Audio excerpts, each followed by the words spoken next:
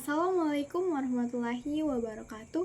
Perkenalkan, saya Aisyah Alfrianti, berasal dari program studi Diploma 3 jurusan Keperawatan. Pada video kali ini, saya akan menjelaskan terkait dengan defisit perawatan diri pada keperawatan jiwa. Defisit perawatan diri adalah ketidakmampuan seorang individu dalam melakukan aktivitas perawatan diri seperti makan, mandi, berpakaian, serta menjaga kebersihan diri sendiri.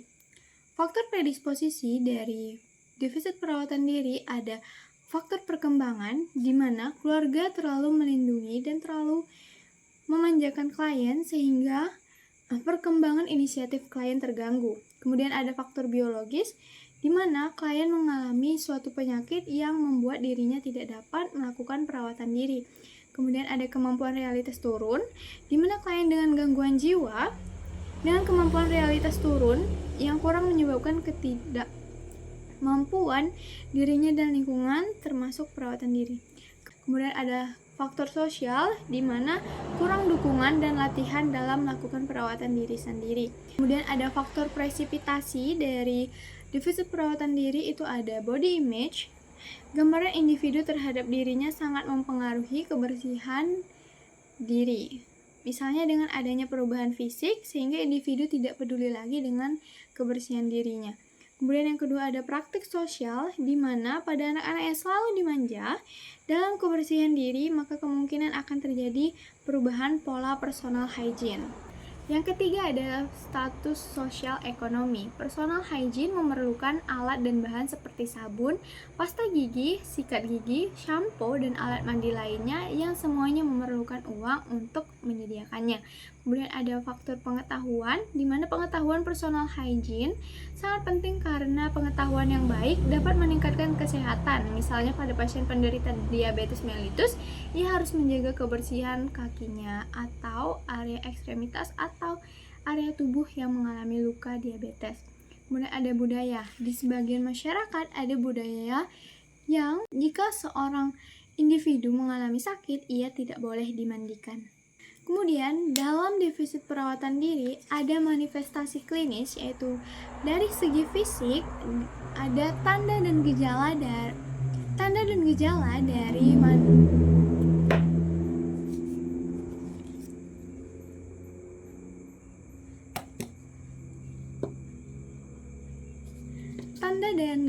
dari seseorang yang mengalami defisit perawatan diri, yaitu ada badan bau, pakaian kotor, rambut dan kulit kotor, kuku panjang dan kotor, gigi kotor disertai mulut bau, serta penampilan fisik tidak rapi. Sebagai seorang perawat, tentunya dalam melakukan asuhan keperawatan kepada pasien yang mengalami gangguan jiwa, tentunya kita akan melakukan strategi pelaksanaan pada pasien dan strategi pelaksanaan pada keluarga. Pada pasien, pada awalnya tentunya kita akan memulai dengan komunikasi terapeutik serta BHSP atau Bina Hubungan Saling Percaya menggunakan komunikasi terapeutik. Kemudian ada SP1 atau strategi pelaksanaan 1, di mana pada SP1 pasien dapat memahami pentingnya kebersihan diri, pasien dapat memahami cara-cara merawat diri, dan pasien melatih pasien tentang cara-cara perawatan diri sendiri. Yang keempat ada membantu pasien memasukkan kegiatan tentang cara-cara perawatan diri dalam kegiatan harian. Dan SP2 pasien adalah mengevaluasi jadwal kegiatan pasien yang sudah disusun dari hari sebelumnya, dan kemudian melatih pasien berhias atau berdandan secara baik bagi laki-laki berpakaian, menyisir rambut dan bercukur, dan bagi perempuan berpakaian, menyisir rambut dan berhias. Kemudian membantu pasien memasukkan kegiatan berhias atau berdandan secara baik sebagai salah satu kegiatan harian. Kemudian SP3 pasien ada mengevaluasi jadwal kegiatan harian pasien, melatih pasien makan secara mandiri, menjelaskan cara mempersiapkan makan, menjelaskan cara makan yang tertib, menjelaskan cara merapikan peralatan makan secara menjelaskan cara merapikan peralatan makan setelah makan dan praktek makan sesuai dengan tahapan makan yang baik, dan kemudian membantu pasien memasukkan kegiatan pukul, kasur, dan bantal.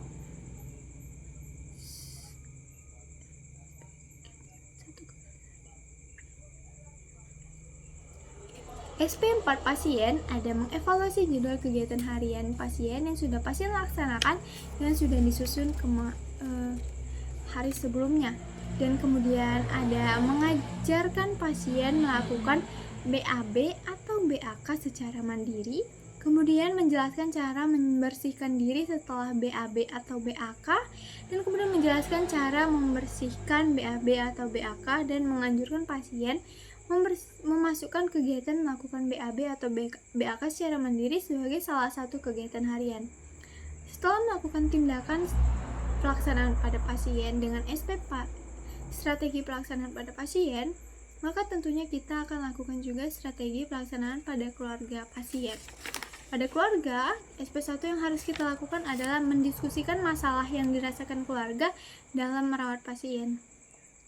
Yang kedua, menjelaskan pengertian, tanda, dan gejala defisit perawatan diri yang dialami pasien beserta proses terjadinya defisit perawatan diri. Yang ketiga, menjelaskan cara-cara bagaimana merawat pasien defisit perawatan diri. Kemudian lanjut ke SP2 atau strategi pelaksanaan 2 untuk keluarga, yaitu yang pertama ada melatih keluarga mempraktikkan cara merawat pasien defisit perawatan diri.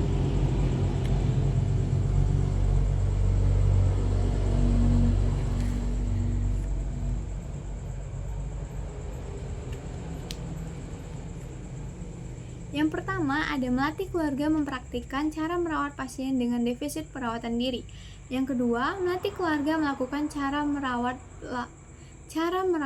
langsung pasien dengan defisit perawatan diri. Artinya pada SP2 nomor 2, perawat mengajarkan langsung dan keluarga mempraktikkan langsung pada pasien atau klien yang mengalami defisit perawatan diri.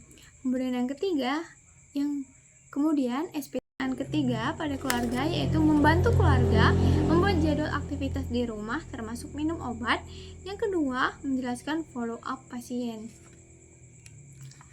atau menjelaskan rencana tindak lanjut yang akan dilakukan pada pasien termasuk kontrol selanjutnya di rumah sakit jiwa. Itu saja video terkait dengan defisit perawatan diri. Sampai jumpa.